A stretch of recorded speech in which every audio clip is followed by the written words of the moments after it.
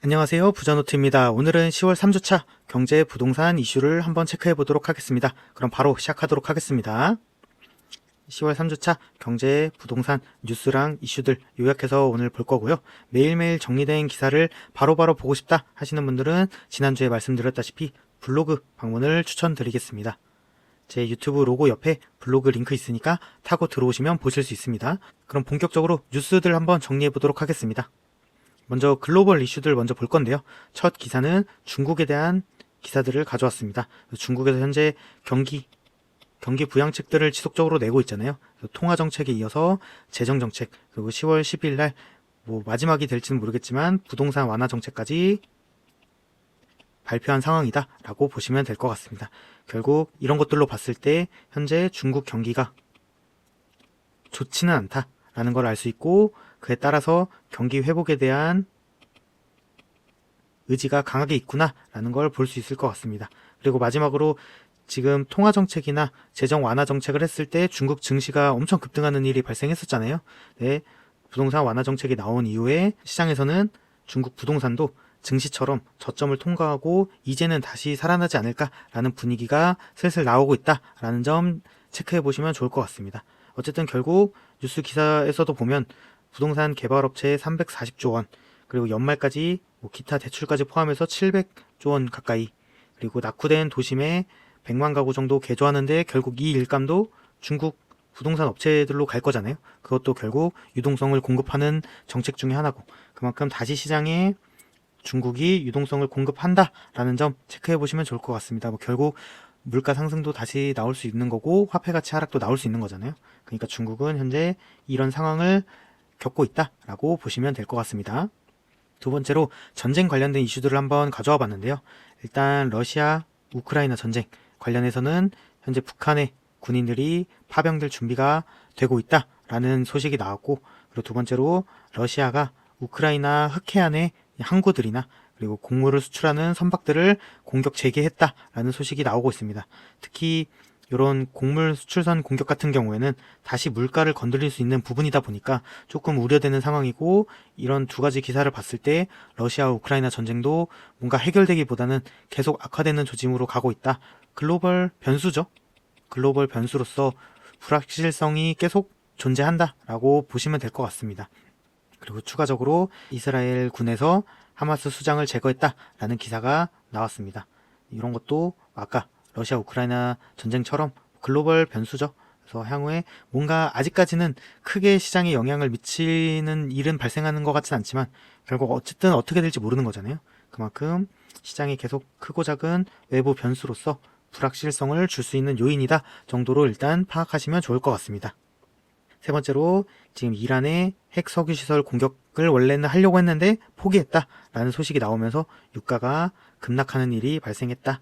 그리고 추가적으로 유가가 그렇게 하락한 이후에는 이런 이란 석유시설 공격 포기 소식뿐만 아니라 현재 아까도 말씀드렸지만 지금 중국 경기가 좋지 않잖아요. 그래서 계속 부양책을 하는 건데 그런 중국의 불황, 그리고 유럽도 그렇게 좋은 상황은 아닌 것 같고, 그리고 전 세계가 그렇게 불황이 있다 보니까 그런 것들이 뭔가 작용한 게 아니냐라는 추측들이 나오고 있고, 그에 따라서 유가도 확실히 내려가는 모습을 보여주고 있다. 현재 유가가 진짜 변동폭이 엄청 왔다 갔다 하는 상황이거든요. 그만큼 좀 우려되는 상황이다. 한창 이제 중국 전쟁 때문에 유가가 급등했을 때는 다시 인플레이션 때문에 금리 인하가 너무 지연되는 거 아니냐 이런 우려도 있었는데, 또 막상 이렇게 폭락을 하니까 경기 침체에 대한 우려가 나오고 있는 것으로 보시면 될 것 같습니다. 중국뿐만 아니라 유럽 등 전 세계를 필두로 유가 수요가 감소할 것이다 라는 전망이 나오고 있다는 점, 그리고 중동 정쟁은 여전히 유가에 영향을 많이 미치고 있다는 점 아시면 좋을 것 같습니다. 영국에서 9월 소비자 물가가 발표됐는데 1.7% 상승, 그래서 예상치보다도 하회했고, 이번에 그리고 유럽 중앙은행에서 금리 인하를 했는데 0.25% 낮췄거든요. 그래서 이게 6월, 9월에 이어서 이번에 10월까지 세 차례 연속 낮춘 거다. 이런 낮추는 데 있어서 영국뿐만 아니라 유럽 국가들이 이제 물가가 많이 안정화된 부분, 그리고 경기가 아직 그만큼 안 좋은 부분, 그래서 그런 것들 감안해서 이번에 유럽에서도 세 번째 연달아 금리 인하가 나왔다라는 점 알고 넘어가시면 좋을 것 같습니다. 그만큼 현재 전 세계 경기가 미국을 제외하고는 다 좋지 않은 상황인 것 같아요. 그런 상황이다 라고 보시면 좋을 것 같습니다. 그리고 미국에서 하반기 가장 큰 이슈는 대선이죠. 현재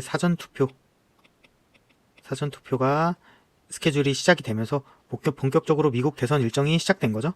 이런 상황에서 지금 시장에서도 그렇고 트럼프 전 대통령의 재당선이 조금 더 가능성이 높은 거 아니냐라는 전망이 크게 나오고 있는 상황입니다. 그래서 시장에서는 벌써부터 뭔가 반응도 나오고 있고 뭔가 되게 지금 변수적인 얘기를 많이 하고 있잖아요. 트럼프 전 대통령 성격상. 한국 같은 경우에는 방위비를 재협상하겠다라는 얘기도 있고 뭐 자산시장에서는 예전보다는 조금 수위를 낮추긴 했지만 연준의 금리 결정에 뭐 관여할 수도 있다 이런 얘기를 하면서 그리고 뭐 관세 얘기도 많이 하고 있죠. 그만큼 되게 변수 불확실성이 많은 인물인데 그런 분이 이제 당선 확률이 높아지다 보니까 시장에서는 벌써 강달러 어차피 뭐 미국을 다시 키우려는 분이시다 보니까 강달러가 나올 수밖에 없죠. 그렇다 보니까 원화 가치는 하락하고 있는 상황이고 시장에서는 이런 반응이 계속 나오고 있다라고 보시면 좋을 것 같습니다. 현재 트럼프 당선 확률이 점쳐지고 있다. 높은 것으로 점쳐지고 있다라고 보시면 좋을 것 같습니다. 뭐 이런 정치적 이슈와는 다르게 미국 경제는 뭐 전 세계와는 다르게 매우 견조한 상황이다. 실업수당 청구 건수는 뭐 미국의 고용이잖아요. 고용도 그렇고 미국은 소비의 도시라서 소비가 되게 경제가 얼마나 활력이 있냐의 지표가 되는데 소비도 예상보다 웃돌아서 소비도 괜찮다. 그래서 고용도 괜찮고 소비도 괜찮고 계속 이런 지표들이 나오다 보니까 아직은 뭐 올해 0.25% 정도 더 하긴 하겠지만 금리 인하 속도가 빠르지 않아도 될 것 같다라는 의견들이 나오고 있는 상황이다라고 보시면 좋을 것 같습니다. 국내 이슈로 넘어가도록 하겠습니다. 청약시장에서 가장 지금 관심을 끌고 있는 거는 둔촌주공. 뭐 둔촌주공이라는 건 아니고 둔촌주공 다음으로는 좀 2단지가 아닌가. 잠실, 레미안, 아이파크. 되게 좋은 입지의 단지죠. 현재 둔촌주공이 사전점검을 하다 보니까 뭔가 관심이 다 일로 몰리고 있는데 청약시장에서는 잠실 레미안 아이파크가 관심을 끌고 있다. 왜냐하면 여기서 기사에서도 볼 수 있다시피 잠실 권역에서 20년 만에 나오는 대단지 신축 아파트이기도 하고 그리고 특히 중요한 분양가 상한제이기도 하고 이제 올해 하반기부터 뭐 내년까지 총 틀어도 분양가 상한제 중에 이런 대여들이 몇 개 안 남았거든요. 뭐 방배의 뭐 6구역 같은 경우 남았을 수도 있고 지금 말씀드리는 잠실 레미안 아이파크도 그렇고 이렇게 뭔가 시세 차익이 확 보이는 상급지의 대여들이 얼마 안 남았기 때문에 뭐 이 단지도 충분히 흥행을 할 수밖에 없지 않나 생각이 되고 있습니다. 또 분양가가 분상제다 보니까 싸죠. 그래서 엄청난 경쟁률이 나오지 않을까라고 생각이 됩니다. 그래서 입지는 몽촌토성역 바로 앞에 위치하고 있고 둔촌주공 같은 경우에는 그 앞에 이제 한예종을 거쳐서 이제 올림픽 공원으로 가야 되지만 이쪽은 바로 올림픽 공원을 갈 수 있는 입지다. 그래서 뭐 거의 숲세권이죠. 그런 상황이다 라고 보시면 좋을 것 같고 뭔가 근데 역은 조금 아쉽다는 평가가 있긴 있어요. 뭐 8호선이 뭐 지금은 이제 메인 노선은 아니다 보니까 그래서 버스를 타고 잠실역 가서 2호선을 타야 되는 부분도 있고 그리고 9호선 갈 수는 있긴 하지만 9호선도 여기가 급행역이 아니기도 하고 그래서 8호선 타고 석촌역 가서 환승할 경우가 뭐 크지 않겠냐라는 얘기도 하고 있고 뭐 결국은 그렇지만 어쨌든 되게 좋은 입지긴 하다라고 보시면 될 것 같습니다. 그리고 이렇게 청약 분양이 관심을 끌다 보니까 최근 입주권 매매도 관심이 좀 증가한 것 같아요. 현재 보니까 34평을 받을 수 있는 신청한 입주권 가격 총 매수가가 29억대 정도 되는 것 같은데 그런 가격에도 관심을 보이고 있다. 그리고 곧 나올 르웰 입주권도 거의 비슷한 가격인데 르웰이 좀 더 높은 것 같아요. 조금 더 고급화를 하는 것 같은 이제 분위기가 보이다 보니까 그런 것 같은데 르웰도 29억에서 30억 정도 수준인데 똑같이 관심을 받고 있다라고 보시면 좋을 것 같습니다. 두 번째로 대출에 대해서 한번 얘기 드릴까 하는데 기준금리를 내렸는데 대출금리는 지금 거의 뭐 큰 영향을 받지 않고 있는 상황이잖아요. 이미 뭐 금리 인하를 할 거라는 거에 대한 기대감이 선반영돼서 그 전에 이미 채권금리라든지 이런 게 많이 내려오다 보니까 현재 0.25% 인하는 큰 시장의 효과를 내고 있진 않다라고 보시면 좋을 것 같은데 결국 여기서 중요한 포인트는 일단은 뭐 전 세계도 그렇고 한국도 그렇고 금리 인하 사이클에 진입했다. 그걸 좀 중점적으로 보시면 좋을 것 같아요. 너무 지금 기준금리 인하했는데 별로 효과가 없다, 그런 거에 대해서 좀 부정적으로 생각할 게 아니라 어쨌든 금리 인하 사이클로 들어왔고 차차 낮아지겠지 라고 보시면 좋을 것 같고, 그래서 추가 금리 인하 속도가 어떻게 나오냐가 좀 핵심일 것 같아요.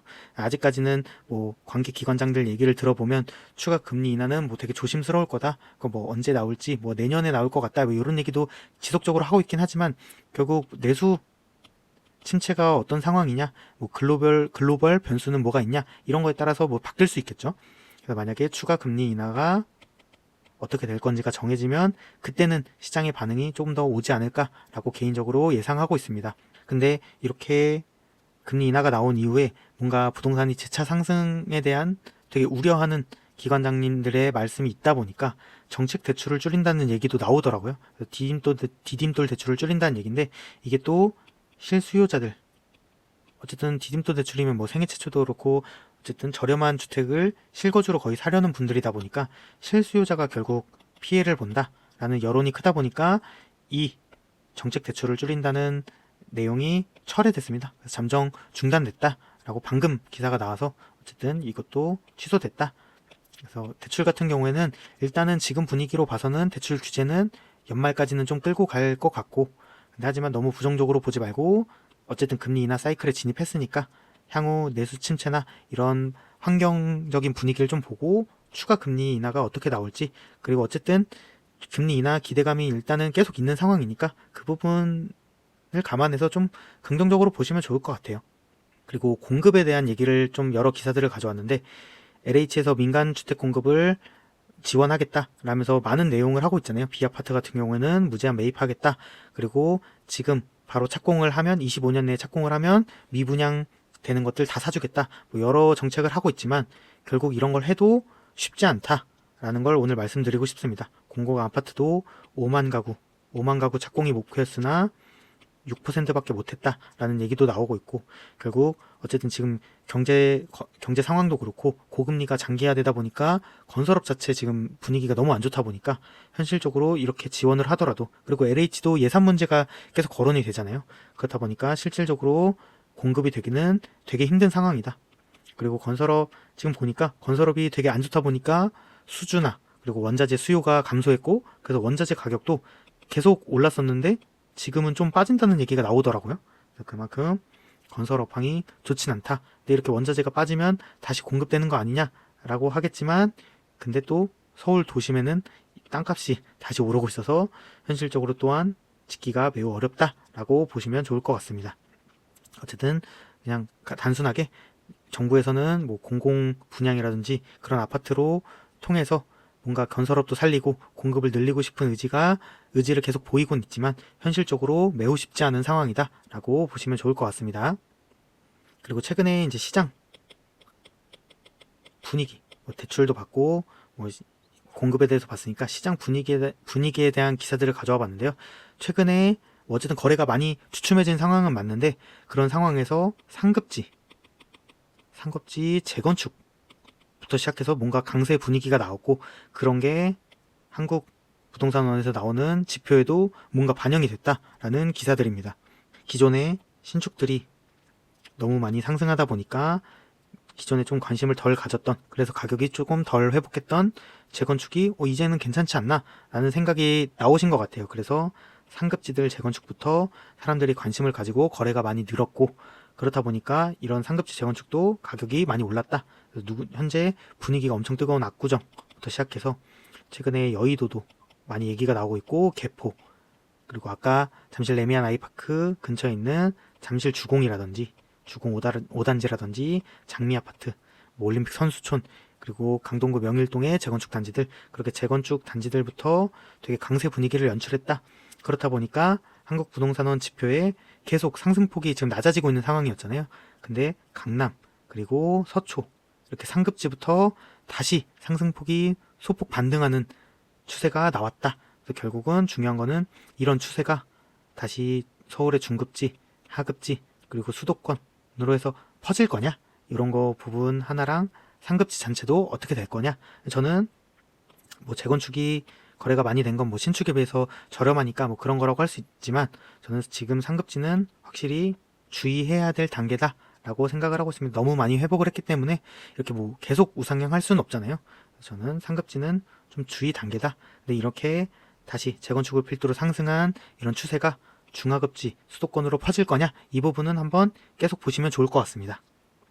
그리고 분양가에 대한 기사들을 가져왔는데 서울 분양가가 평균적으로 평당 4,400만 원 정도, 전년 대비해서도 많이 올랐다.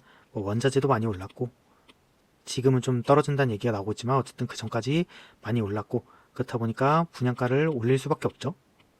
그렇다 보니까 서울 분양가는 많이 올랐는데 수도권도 뭐 조금 오른 수준, 근데 지방은 1,800만 원, 그래서 격차가 매우 심하다. 그래서 두 가지를 알고 넘어가시면 좋을 것 같아요. 서울 분양가, 서울과 수도권의 분양가가 계속 큰 폭으로 오르고 있는 상황이다 라는 거 하나랑, 지방과의 양극화가 계속 심해지고 있다 라고, 요 정도 두 가지 정도만 체크하고 넘어가시면 좋을 것 같습니다. 근데 이런 양극화가 향후에도 지속될 수밖에 없는 상황이다. 왜냐면 이런 분양가, 그리고 원자재가 높은 점, 그리고 사업성이 서울, 수도권만 나온다는 점, 그런 사업성 때문에 개발 호재 같은 부분, 인프라 사업 같은 게 또 서울, 그 중에서도 핵심지의 인프라 사업들만 착공이 될 수밖에 없고, 그러면 또 주변 가격을 올릴 거고, 그럼 또 주변 신축 분양가가 오를 수밖에 없고, 뭔가 이런 양극화는 어쩔 수 없이 계속 확대될 수밖에 없다. 그래서 우리도 기회 될 때마다 상급지로 계속 갈아타야 된다라는 말씀 드리고 싶습니다.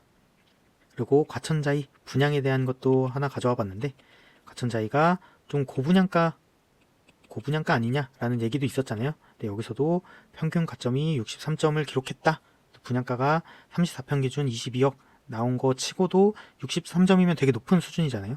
그만큼 현재 뭔가 그 지역에서 가장 신축이 될 거고 입지가 가장 좋고 그런 곳들에는 조금 실수요자들이 많이 들어가고 있는 상황이 아닌가, 그리고 그만큼 청약 분양의 열기가 높다는 것을 볼 수 있는 부분이 아닌가라는 생각이 듭니다. 과천 정부청사역 바로 앞이죠. 과천주공 4단지를 재건축하는 단지고, 그 이후에 이제는 5단지, 8단지, 9단지 이렇게 남았다. 그래서 과천도 재건축 마지막 단계다. 그리고 이 단지가 고분양가에도 분양이 잘 되다 보니까 인근 신축들도 그렇고, 여기 밑에 레미안 슈르죠. 그런 기축도 뭔가 저 단지가 22억에 분양이 잘 됐는데 우리도 좀 올라가지 않을까라는 기대가 되면서 뭔가 매수세 문의도 좀 늘고 있다는 분위기가 감지되고 있는 상황입니다. 그리고 생숙을 오피스텔로 전환하는 걸 좀 지원하겠다라는 기사도 나왔죠. 그래서 이행 강제금도 연장해주고, 가장 전환하는데 걸림돌이 됐던 뭐 주차장 문제, 그 복도 같은 문제, 이런 것도 좀 기준을 낮추겠다라는 얘기를 하고 있습니다. 그래서 남은 물량 중에 뭐 30-40%가 가능해질 수 있지 않을까라는 얘기도 하고 있고, 지자체와 협의하겠다. 뭔가 여기서 생숙에서, 지금 공사 중인 생숙에서 추가적으로 터질 수 있는 PF 문제를 좀 우려한 게 아닌가라는 생각이 듭니다. 그 다음에 리모델링, 성동구에 리모델링하면 행당 한진과 행당 대림 아파트가 있는데, 그런 것들이 사업성이 좀 낮아서 그런 것들이 좀 걸림돌이다 라는 기사랑, 동부 이촌동에 이제 한가람 아파트 얘기를 가져왔는데, 저는 이런 두 가지를 봤을 때 현재 한가람 같은 경우에는 재건축을 하는 게 좋지 않을까라는 주민들이 좀 나오면서 재건축 얘기가 나오고 있는데, 리모델링 조합에서는 현실적으로 사업성 때문에 쉽지 않다, 리모델링으로 가야 된다 얘기를 하면서 뭔가 분쟁이 좀 나올 수 있지 않은 분위기로 가고 있거든요. 근데 이런 것들을 봤을 때 저는 현재 정부나 서울시의 재건축, 재개발을 밀어주는 스탠스도 그렇고, 그리고 리모델링의 장점이 속도가 빠르다는 점이잖아요. 근데 현재 진행되는 리모델링 단지를 보면 대부분의 단지들이 그렇게 메리트인 사업 속도를 내고 있지는 못한 것 같기도 하고, 그리고 공사비도 거의 재건축 수준으로 들거나 더 드는 경우도 많잖아요. 그래서 뭔가 리모델링 사업 자체의 메리트도 좀 낮아진 상황이다. 그래서 이런 현재 뭐 정부나 서울시 의지를 봤을 때도 그렇고, 사업 자체로 봤을 때도 그렇고, 리모델링은 좀 후순위로 관심을 가져야 되는 게 아닌가라는 생각이 듭니다. 그래서 개인적인 생각이지만, 동부 이촌동 한가람 같은 리모델링을 추진하는 단지랑 여의도의 뭐 재건축 아파트들 중에 조금 평수를 낮추면 가격이 비슷한 것들이 많이 있거든요. 그럴 경우엔 여의도 재건축으로 가는 게 훨씬 낫지 않을까라는 생각을 하고 있습니다. 그 마장동에 있는 한전부지 매각을 한다는 기사가 있었는데요. 이런 매각보다 어쨌든 매각이 되면 이런 것들을 주상복합으로 개발을 한다고 하거든요. 그런 개발 호재에 대해서 이런 호재가 있다는 걸 말씀드리려고 기사를 가져와 봤습니다. 마장동 인근이 원래는 뭐 그렇게 관심을 받는 지역은 아니잖아요. 예전에 뭐 정육을 하는 업체들도 많았고, 그래서 뭔가 그랬지만 성동구의 재개발 추진 의사로 인해서 조금 현재 많은 구역들이 지정이 됐거든요. 신속통합으로. 그런 재개발이 추진되는 것도 그렇고, 이번에 한전부지가 만약에 매각되면 개발될 수 있다는 점도 그렇고, 동북선 개통도 이제 얼마 안 남았잖아요. 그런 것도 그렇고, 왕십리역, 어쨌든 동북권의 교통 허브다 보니까 그런 왕십리역과도 가깝고, 그런 걸 봤을 때 향후에 좀 괜찮아지는 지역 중에 하나가 되지 않을까라는 생각이 있어서 기사를 가져와 봤습니다. 한전부지가 여기 비어있는 땅이고, 동북선 아마 역사가 이쯤에 생길 거고, 모아타운부터 시작해서 뭐 마장세림 같은 경우 재건축하는 것도 그렇고 신속통합도 그렇고 많은 구역들이 지정되고 있어서 이 일대가 기존에 관심을 덜 받았던 지역에서 뭔가 확실히 개선되는 지역이 되지 않을까라는 생각을 하고 있습니다. 그리고 성동구치소도 이런 호재가 있어서 가져와 봤습니다. 이쪽에 공공주택, 신혼희망타운 이런 거 해서 짓는 것도 그렇고, 그리고 그거에 맞춰서 오금역 일대 종상향을 통해서 뭔가 더블 역세권에 맞는 상업지 그리고 업무지로 바꾸겠다라는 얘기도 나오고 있고, 그리고 또 좀 더 확대해서 보면 서울 남쪽 권역이 어떻게 보면 어쨌든 잠실보다는 관심을 덜 받고 있고 힘도 못 쓰고 있잖아요. 근데 수서역 개발도 그렇고 복정역 개발, 이렇게 오금역 개발, 성동구치소 호재 이런 것들이 차차 나오면 뭔가 잠실만큼은 당연히 아니겠지만 지금 저평가보다는 조금 해소되지 않을까라고 개인적으로 생각을 하고 있습니다. 그래서 성동구치소 부지가 오금역 앞에 이렇게 있는데 이거에 맞춰서 뭐 아마 이 정도인 것 같아요. 이렇게 오금역 일대도 지금 있는 거에 비해서 종상향을 통해서 뭔가 조금 더 높은 건물, 상업시설, 이런 업무시설이 들어올 수 있게끔 유도하겠다라는 내용입니다. 그리고 지금 현재 모든 관심을 빨아들이고 있는 둔촌주공 사전점검 때 대부분 뭐 조금 뭐 하자 얘기도 있긴 하지만 이런 것들은 뭐 어디서나 나올 수 있는 부분이고 다들 조경이라든지 내부도 기대 이상이다, 괜찮다라는 얘기가 나오고 있고, 그 둔촌주공 입주에서 관심을 받는 게 입주장 때 전세가 어떻게 될 거냐. 근데 사전 점검하고 나서 뭔가 추가적으로 전세 나오는 매물도 크지 않다는 얘기가 들리고 있고, 입주장 영향이 생각보다는 더 작을 수 있겠다라는 전망이 슬슬 나오고 있는 분위기라고 보시면 좋을 것 같습니다. 되게 이게 아마 점등식 할 때 찍으신 것 같은데 되게 예쁘죠? 그리고 조경이 되게 잘 돼 있는 걸로 얘기가 나오고 있다라고 보시면 좋을 것 같습니다. 흑석 11구역에서 지금 서울시에서 이쪽에 제안을 이전에 했었거든요. 용적률 상향시켜줄게. 그래서 한 200에서 300가구 늘려줄게. 그런 늘어난 거에 한 반 정도는 공공임대주택으로 매도하는 건 어때? 이렇게 제안을 했었거든요. 이런 걸 봤을 때 정부도 그렇고 서울시도 그렇고 공급, 특히 임대주택 같은 거를 늘리고 싶은 의지가 강하다. 그래서 뭔가 지금은 재건축 재개발을 계속 밀어주고는 있다. 그게 실질적으로 현실화되는 속도가 그렇게 잘 나오고 있지는 않지만 어쨌든 이런 의지를 갖고 뭔가 많은 걸 하고 있긴 하다라고 보시면 좋을 것 같습니다. 조합에서는 어쨌든 긍정적으로 검토하고 있는 거고, 그렇다 보니까 11구역 자체는 착공이 올해, 그럼 착공하면 이제 분양도 하잖아요. 그럼 착공도 그렇고 분양도 내년으로 한 1년 정도 밀리지 않을까라는 얘기가 나오고 있어서 기사 가져와 봤습니다. 흑석 11구역도 되게 좋은 입지죠. 흑석역에서는 조금 멀긴 한데 만약에 생기면 버스를 타고 동작역이라든지 갈 수 있다 보니까 그런 부분 좀 해소할 수 있고, 딱 이렇게 조감도가 생기면 일부 한강 조망도 조금은 나올 수도 있기도 하고, 그 뒤에 이제 숲이 있다 보니까 뭐 산책로 같은 것도 생기겠죠. 그러다 보니까 되게 좋은 것 중에 하나다. 이름도 서반포로 지으려고 했죠. 어쨌든 그만큼 반포 쪽에도 가깝고 좋은 구역 중에 하나다라고 보시면 좋을 것 같습니다. 오늘도 긴 영상 봐주셔서 감사합니다. 다음에도 좋은 영상으로 돌아오겠습니다.